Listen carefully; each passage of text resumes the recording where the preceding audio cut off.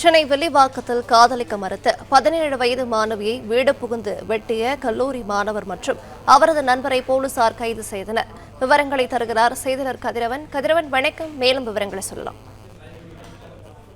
சென்னை வில்லிவாக்கம் காவல் நிலைய எல்லைக்குட்பட்ட பகுதியில் காதலிக்க மறுத்த 17 வயது பள்ளி மாணவியை வீடு புகுந்து முகமூடி அணிந்து வந்து வெட்டிய கல்லூரி மாணவர் உட்பட 2 நபர்களை போலீசார் கைது செய்திருக்கிறார்கள். மேலும் 3 நபர்களிடம் விசாரணையானது நடைபெற்று வருகிறது. போக்சோ, ஐடி ஆக்ட் உள்ளிட்ட 6 பிரிவுகளில் வழக்கானது பதிவு செய்யப்பட்டிருக்கிறது. தடுக்க சென்ற அவர் தாயாருக்கும் அருவாள் வெட்டு விழுந்திருக்கிறது. இருவரும் மருத்துவமனையில சிகிச்சை பெற்று வருகிறார்கள்.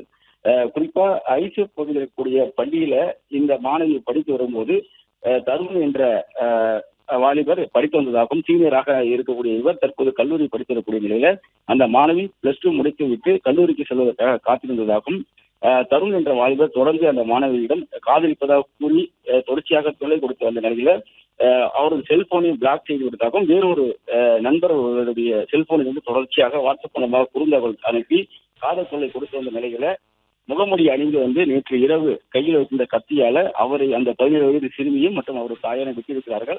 இது தொடர்பாக 2 நபர்களை கைது செய்திருப்பதாகவும், மேலும் 3 பேரும் விசாரணை நடைபெற்றுள்ளதாகவும் தெரிவிக்கப்பட்டிருக்கிறது. பிளே ஸ்டோர் மற்றும் ஆப் ஸ்டோரில் இருந்து பாலிமர் செயலியை QR கோடு மூலம் பதிவிறக்கம் செய்யுங்கள். செய்திகளை உடனுக்குடன் பெறுங்கள்.